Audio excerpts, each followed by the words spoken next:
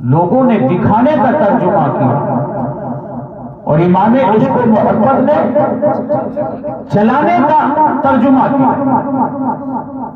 تو دکھا اور چلا میں اگر فرق سمجھنا چاہتے ہو تو بریلی کی دھرتی پر امام عشق و محبت کے آستانے پر چل کر کے جو سوال کرو یہ امام عشق و محبت تمام مکتب فکر کے لوگوں نے اس آیت کا ترجمہ یہ کیا کہ ہم کو سیدھا راستہ دکھا، اور آپ نے یہ ترجمہ فرمایا کہ ہم کو سیدھا راستہ چلا. اس دکھا اور چلا میں فرق کیا ہے؟ تو امام اعلی حضرت کے تربت سے آج بھی آواز آئے گی کہ دکھانے کے ترجمہ وہ لوگ کرتے ہیں جنہیں راستہ دکھانے والا آج تک کوئی نہیں آیا، اور ہمیں تو ہادی اعظم ہمیں راستہ دکھانے کے لیے دنیا میں تشریف لا چکے، اور مصطفیٰ نے جو ہمیں راستہ دکھایا ہے اس کے لیے ہمیں یہ دعا کرنا ہے کہ مولا تیرے محبوب نے ہمیں جو راستہ دکھایا ہے اس راستے کے اوپر ہمیں چلاتے رہے.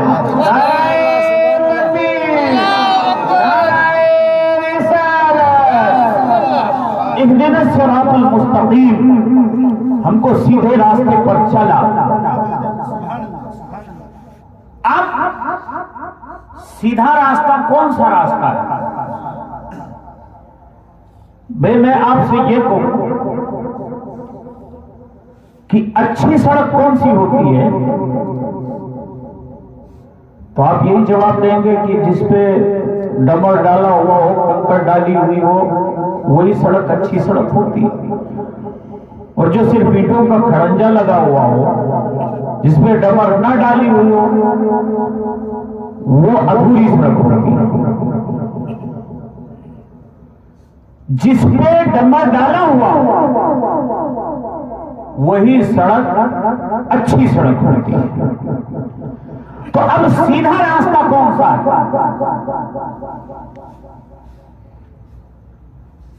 قرآن کریم میں آگے اللہ ارشاد فرماتا ہے صراط الذین انعمت علیہم، سیدھا راستہ وہ ہے جن پر اللہ کا انعام ہوا ہے، جن پر اللہ کا انعام ہوا ہے. اور اللہ کا انعام کن پر ہوا ہے؟ مجھ سے پہلے آپ نے امام صاحب کے خطاب میں یہ سماعت فرمایا انعم اللہ علیہم من النبیین والصدیقین والشہداء والصالحین. اللہ کا انعام نبیین پر ہوا، صدیقین پر ہوا، شہداء پر ہوا، صالحین پر ہوا. تو اب اللہ کے نبیوں کا جو راستہ ہے وہی سیدھا راستہ ہے، صدیقوں کا جو راستہ ہے وہی سیدھا راستہ ہے، شہداء کا جو راستہ ہے وہی سیدھا راستہ ہے، صالحین کا جو راستہ ہے وہی سیدھا راستہ ہے. لیکن سیدھے راستے پر چلنا اتنا آسان کام نہیں ہے. سیدھے راستے پر چلنا اتنا آسان کام نہیں ہے. جب سیدھے راستے پر چلو گے تو ابلیس دامن کو پکڑ کر کے سیدھے راستے سے ہٹانے کی کوشش کرے گا، بہکانے کی کوشش کرے گا. اس لیے کہ اس نے رب سے یہ وعدہ کیا ہے قال فبعزتک لأغوینہم اجمعین، مولا میں تیرے بندوں کو گمراہ کرتا رہوں گا، تیرے بندوں کو بھٹکاتا رہوں گا، الا عبادک منہم المخلصین، مگر تیرے جو مخلص بندے ہوں گے ان پر میرا داؤں نہیں چلے گا. تیرے جو مخلص بندے ہوں گے ان پر میرا داؤں نہیں چلے گا، انہیں میں نہیں بہکا پاؤں گا. اب مخلص بندے کون سے ہیں؟ یہی نبیین ہیں، یہی صدیقین ہیں، یہی شہداء ہیں، یہی صالحین ہیں. اور اگر فردن فردن نام لیا جائے تو مصطفیٰ کو یہ سیدھے راستے سے بہکا نہیں سکتا، صدیق اکبر کو بھٹکا نہیں سکتا، عمر فاروق اعظم کو بھٹکا نہیں سکتا، عثمان غنی کو نہیں بھٹکا پایا، علی المرتضیٰ کو نہیں بھٹکا پایا، غوث اعظم کو نہیں بھٹکا پایا، سلطان الہند غریب نواز کو نہیں بھٹکا پایا، سلطان الطارقین صوفی حمید الدین کو نہیں بھٹکا پایا. جب یہ ان لوگوں کو، ان مخلص بندوں کو سیدھے راستے سے نہیں ہٹا سکا تو ان کے دامن سے وابستہ ہو جاؤ. جب ان کا ابلیس کچھ نہیں بگاڑ سکا تو تمہارا بھی کچھ نہیں بگاڑ سکتا.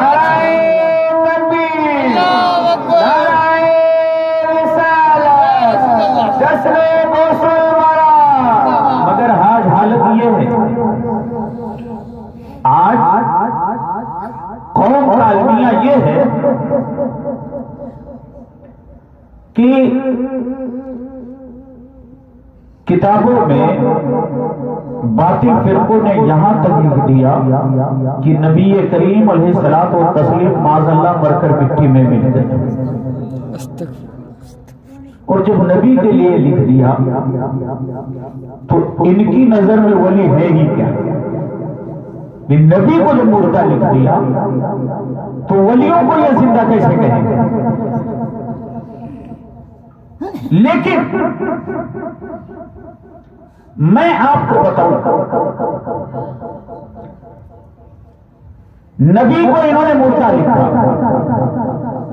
نبی کی حیات کے بارے میں ایک پہلو میں آپ کو بتاتا ہوں۔ سیدھے راستے سے بھٹکاتا کون ہے؟ ابلیس، شیطان۔ اچھا یہ بتاؤ کہ شیطان پیدا کب ہوا؟ ابلیس آدم علیہ السلام سے بھی پہلے پیدا ہوا، اور اگر پہلے پیدا نہ ہوا ہوتا تو رب العالمین قرآن کریم میں فرماتا ہے وَإِذْ قُلْنَا لِلْمَلَائِكَةِ اسْجُدُوا لِآدَمَ فَسَجَدُوا إِلَّا إِبْلِيسَ، جب ہم نے فرشتوں سے کہا کہ سجدہ کرو آدم کو، فَسَجَدُوا، تو سب نے سجدہ کر لیا الا ابلیس، سوائے ابلیس۔ پتہ یہ چلا کہ ابلیس اس وقت تھا، تو آدم علیہ السلام سے پہلے پیدا ہوا، اور کیا اب مر گیا؟ ابھی تک نہیں مرا، اور صبح قیامت تک نہیں مرے گا۔ ابلیس آدم علیہ السلام سے پہلے پیدا ہوا، اب تک زندہ اور قیامت تک زندہ رہے گا۔ اچھا اب یہ بتائیے کہ ابلیس خدا کا دوست ہے یا دشمن ہے؟ خدا کا دوست تو ہو ہی نہیں سکتا، اس لیے کہ اس نے جب سجدے کے لیے کہا سب نے سجدہ کر لیا، اس نے انکار کر دیا۔ تو جس نے خدا کی نافرمانی کی ہو وہ خدا کا دوست نہیں ہو سکتا، جس نے خدا کے حکم کی تکمیل نہ کی ہو وہ خدا کا دوست نہیں ہو سکتا، وہ خدا کا دشمن۔ اچھا اب یہ بتائیے کہ یہ آدم علیہ السلام سے پہلے پیدا ہوا، اب تک زندہ، قیامت تک زندہ رہے گا، تو اتنی لمبی عمر دینے والا کون ہے؟ ابلیس کو اتنی لمبی عمر دینے والا کون؟ تو جواب یہی ہوگا کہ اتنی لمبی عمر دینے والا وہی رب العالمین ہے، اور یہ رب العالمین کا دشمن ہے۔ تو وہ رب العالمین جب اپنے دشمن کو اتنی لمبی عمر دے سکتا ہے تو اپنے محبوب کو مار کے مٹی میں کیسے ملا دے گا؟ یقیناً اس نے اپنے محبوب کو بدل دے آدم بنفس نفیس زندگی عطا فرمایا ہے، اسی لیے تو امام اعلی حضرت فرماتے ہیں یا رسول اللہ تو زندہ ہے واللہ، تو زندہ ہے واللہ، میری چشم عالم سے چھپ جانے۔ سبحان اللہ، سبحان اللہ۔ تو اللہ کے محبوب بندوں کے دامن سے وابستہ ہو جاؤ، اور دیکھیے ایسا ہے کسی بھی سلسلے کے پیر و مرشد کا دامن پکڑو، کوئی بھی سلسلہ ہو، یہ سارے سلسلوں کے جو دریا بہتے ہیں، بابا صاحب کی توجہ چاہوں گا، چاہے وہ قادری سلسلہ ہو، چاہے وہ رضوی سلسلہ ہو، چاہے وہ نقشبندی سلسلہ ہو، چاہے وہ سہروردی سلسلہ ہو، ہر سلسلوں کے فیض کے یہ دریا بہتے ہیں، اور ان دریاؤں میں جو پانی ملتا ہے، ان دریاؤں کو جو پانی ملتا ہے وہ مولا علی کی ذات سے ملتا ہے، اور یہ سارے کے سارے دریا جا کر کے مولا علی سے ملتے ہیں۔ اور مولا علی کیا ہے؟ دیکھیے ایسا ہے کہ میرا دل تو نہیں چاہتا تھا کہ اس موضوع پر بولوں، مگر بابا نے مجھے جب دعوت دیا تو مولا علی کا نام انہوں نے لیا۔ اور 21 رمضان المبارک کو مولا علی کی شہادت کی تاریخ ہوتی ہے۔ اس مناسبت سے انہوں نے مولا علی کا نام لیا، اس لیے میرے دل نے چاہا کہ مولا علی کی ذات سے متعلق بھی کچھ بول۔ اب یہ سارے سلسلے مولا علی سے ملتے ہیں اور کھلے لفظوں میں ایک شعر کی ترجمانی سے آپ سمجھ لیں۔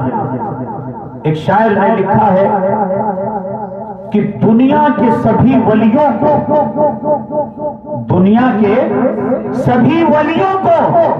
کمالات علی دیتے ہیں، دنیا کے سبھی ولیوں کو کمالات علی دیتے ہیں، ہم جیسے گداؤں کو خیرات علی دیتے ہیں، ہم جیسے گداؤں کو خیرات علی دیتے ہیں۔ اور مولا علی کی یہ شان میرے مصطفیٰ نے فرمایا انا مدینۃ العلم وعلی بابها، میں علم کا شہر ہوں اور علی اس کا دروازہ ہے، میں علم کا شہر ہوں، علی اس کا دروازہ ہے۔ جسے علم سیکھنا ہو اسے علم کے شہر میں جانا پڑے گا، اور علم کے شہر میں جاؤ گے تو دروازے سے ہو کر کے جانا پڑے گا۔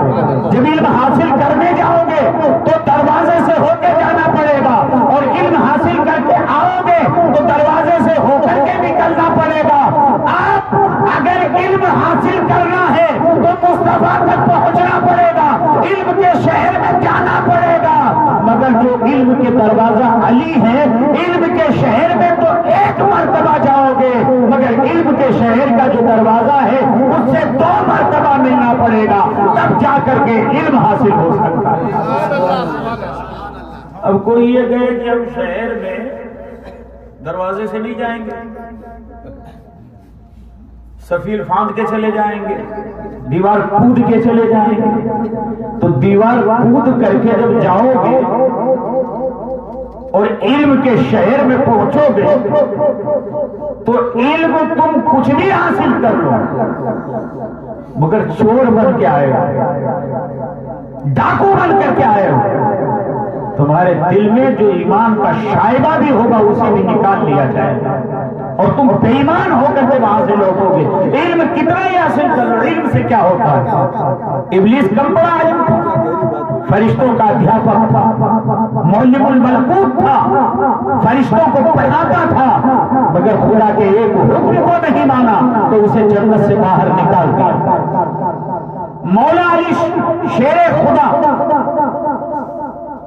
اللہ اکبر، ایک نعرہ میں خیبر فتح کر لیا، ایک نعرہ میں خیبر فتح کر لیا، ہے بہادر کہاں اب علی کی طرح۔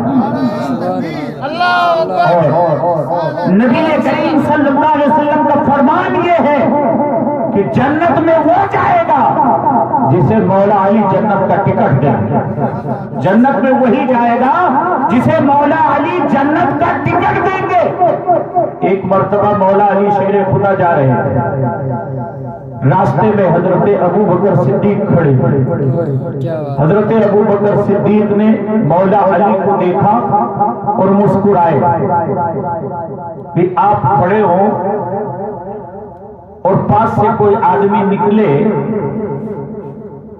اور آپ مسکرا دیں تو نکلنے والے کو ایک فیل ہوگی کہ یہ بلا وجہ کیوں ہنسا، میرے اوپر ہنسا ہوگا۔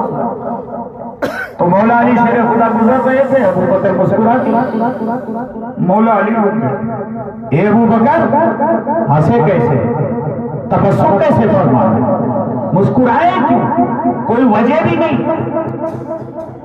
کہا اے علی، مصطفیٰ کا ایک فرمان یاد آ گیا، ایک حدیث یاد آ گئی، اس لیے میرے ہونٹوں پہ مسکراہٹ آ گئی۔ کہا کیا؟ کہا تم سامنے سے گزر رہے تھے، میں نے اپنے کانوں سے سنا تھا مصطفیٰ نے فرمایا تھا کہ جنت میں وہی جائے گا جسے علی ٹکٹ دیں گے۔ آپ سامنے سے گزر رہے تھے، میرے ہونٹوں پہ تبسم آ گیا کہ یہ دیکھو جنت کا ٹکٹ دینے والے جا رہے ہیں، یہ دیکھو جنت کا ٹکٹ دینے والے جا رہے ہیں۔ مولا علی شیر خدا فرماتے ہیں، اے ابو بکر، کیا تم نے آگے یہ نہیں سنا تھا کہ میرے نبی نے آگے یہ بھی فرمایا تھا کہ علی جنت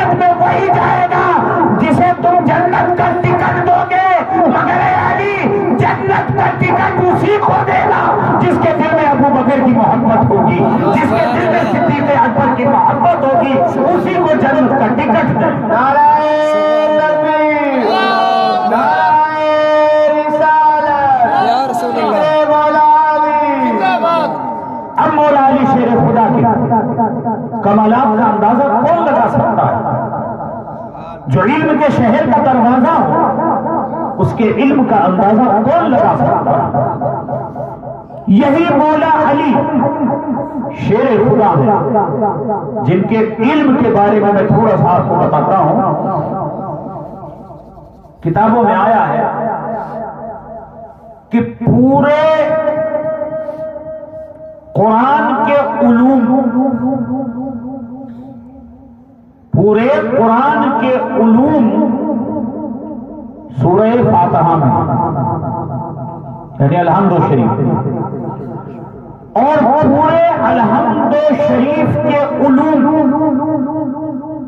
بسم اللہ الرحمن الرحیم میں، اور پورے بسم اللہ الرحمن الرحیم کے علوم بسم اللہ کے بے میں، اور بے کے تمام علوم بسم اللہ کے بے کا جو نقطہ ہے اس نقطے میں. گویا قرآن کو سمیٹا جائے تو سورہ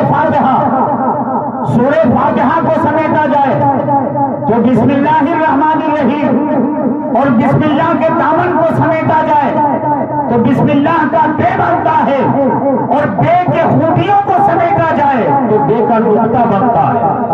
اور بے کے نقطے کے متعلق مولا علی شیر خدا فرماتے ہیں کہ بسم اللہ کے بے کا نقطہ میں ہوں، بسم اللہ کے بے کا نقطہ میں ہوں. گویا نقطے کو اگر پھیلایا جائے تو بسم اللہ بنتا ہے، بسم اللہ کو پھیلایا جائے تو سورہ فاتحہ بنتی ہے، اور سورہ فاتحہ کو پھیلایا جائے تو پورا قرآن بن سکتا ہے. مولا علی شیر خدا کو ایسا قرآن کا علم کہ آپ نے بسم اللہ کے بے کا نقطہ جو ہے وہ اپنے آپ کو بتایا. مجھ سے پہلے امام صاحب سے ہم سماعت فرما رہے تھے، انہوں نے قرآن مقدس کے ایک بہترین واقعے کو آپ کے سامنے بیان کرتا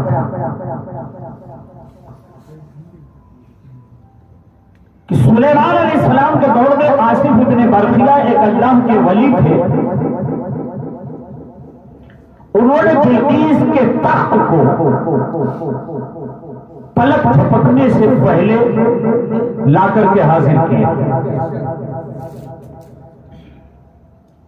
قرآن کریم میں رب نے فرمایا قال الذی عنده علم من الکتاب انا آتیک بہ قبل ان یرتد الیک طرفک. آصف ابن برقیہ کو کتابوں کا کچھ علم تھا. تھوڑی سی توجہ چاہوں گا، کتابوں کا کچھ علم حاصل تھا. کون سی کتابوں کا؟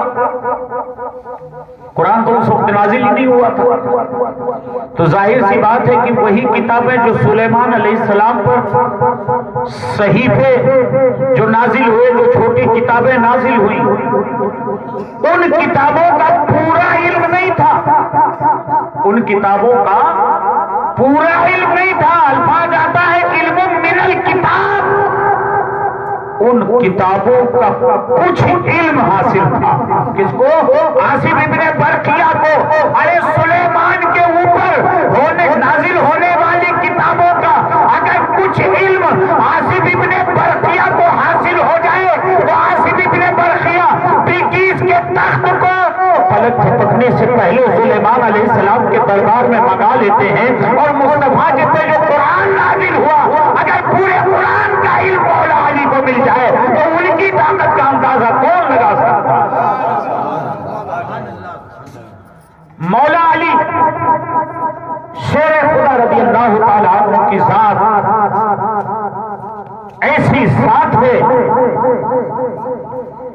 کہ ولایت کے جتنے بھی سلسلے ہیں یہ سارے سلسلے جا کر کے وہیں ملتے ہیں. اور مولا علی کی ایک انفرادی شان ہے. دنیا میں کوئی ایسا بچہ نہیں جو خدا کے گھر کعبہ میں پیدا ہوا.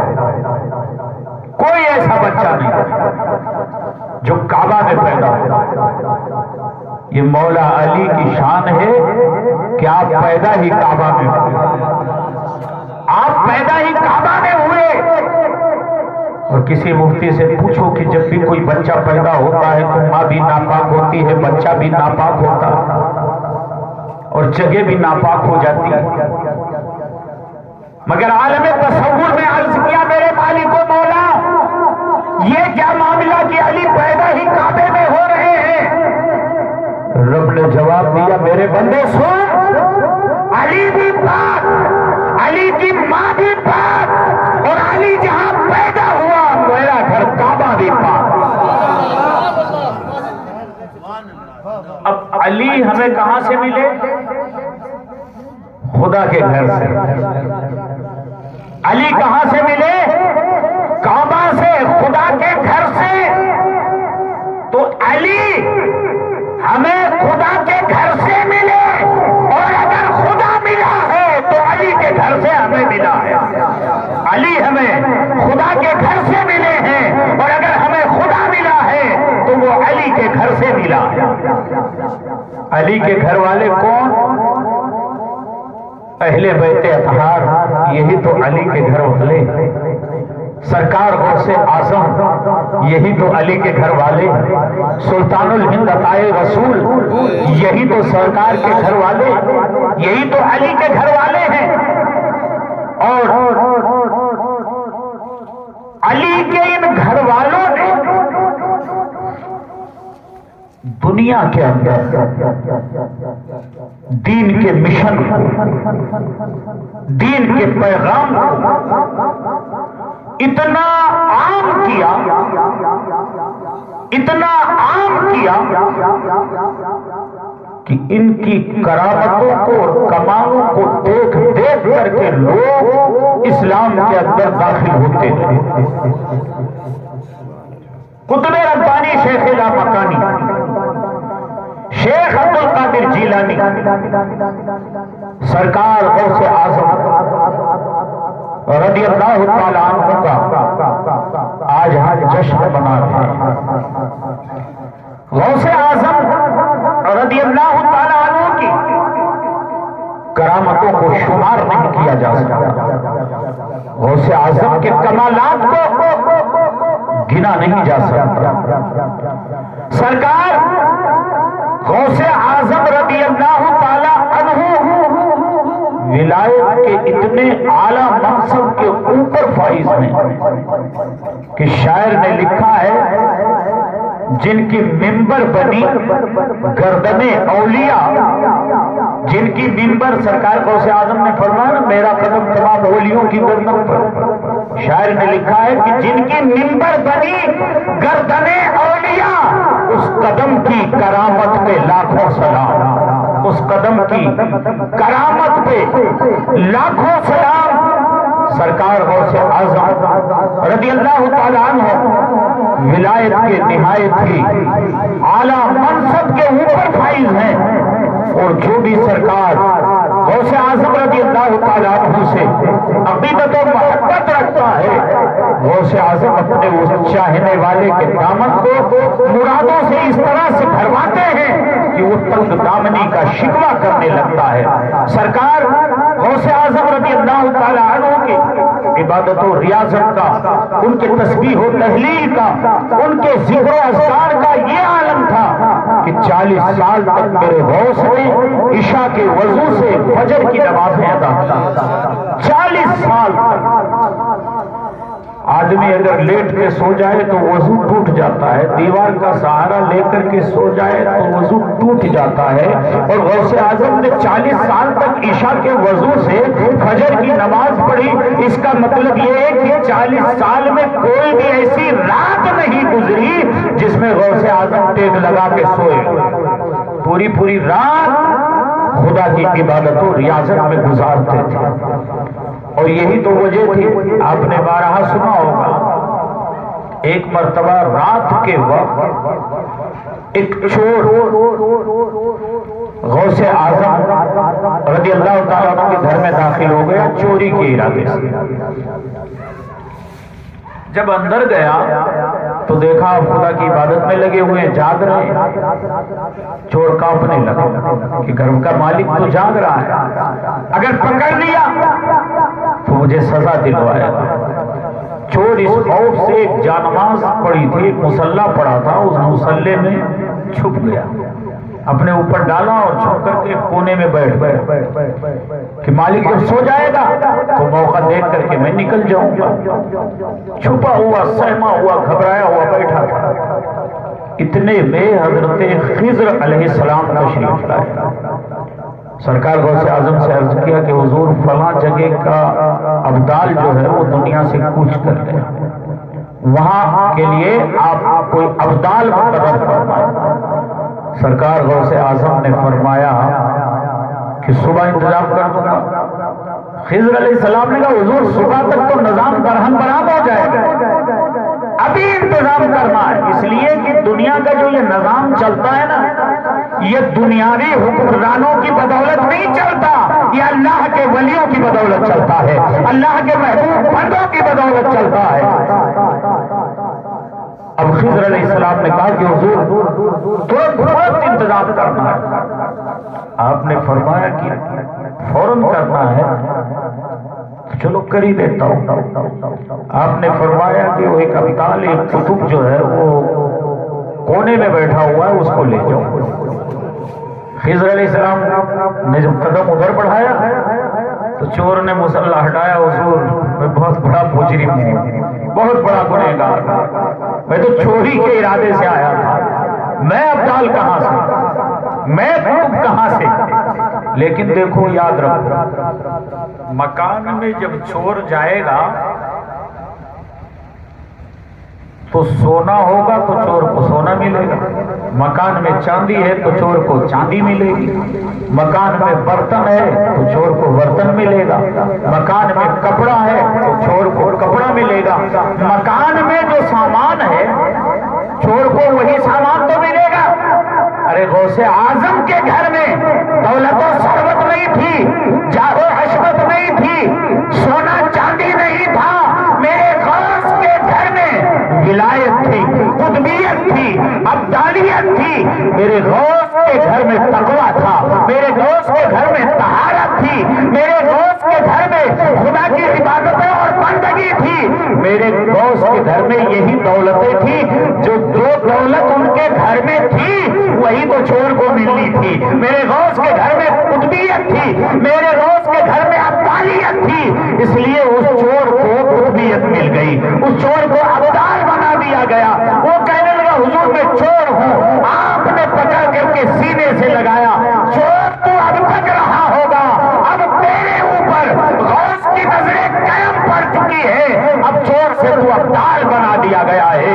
غوث کی نگاہ کرم اگر چور پہ بھی پڑ جاتی ہے تو وقت کا ابدال بنا دیا جاتا ہے، چور بھی آن میں ابدال بنا اس در پر، چور بھی آن میں ابدال بنا اس در پر، رابطہ عشق کا اس در سے لگائے رکھیے، رابطہ عشق کا اس در سے لگائے رکھیے، اور ڈوبتی ناؤ کو بخشا ہے کنارہ جس نے، ڈوبتی ناؤ کو بخشا ہے کنارہ جس نے، بس اسی نام کو پتوار بنائے رکھیے، بس اسی نام کو پتوار بنائے رکھیے۔ محترم حاضرین، غوث اعظم سے محبت کا یہی تقاضا ہے کہ میرے غوث نے نمازوں کو قضا نہیں ہونے دیا، ہم بھی نمازوں کی پابندی کریں، میرے غوث نے رمضان کے روزوں کو نہیں چھوڑا، ہم بھی روزوں کو کبھی نہ چھوڑے، میرے غوث ہمیشہ خدا کی عبادت و ریاضت کرتے رہے، ہمیں بھی خدا کی عبادت و ریاضت میں اپنی زندگی گزارنا چاہیے۔ اور آج کی اس محفل کے اندر سرکار غوث اعظم کا یا اللہ کے محبوب بندوں کا جو ذکر خیر ہوا ہے، مولا تعالیٰ اسے اپنی بارگاہ میں قبول فرمائے، اور ہم تمام لوگوں کو اپنے محبوب بندوں کے یعنی اولیاء کرام کے نقش قدم پر چلنے کی توفیق رفیق عطا فرمائے۔ وآخر دعوانا ان الحمدللہ رب العالمین۔ کھڑے ہو کے صلاۃ و سلام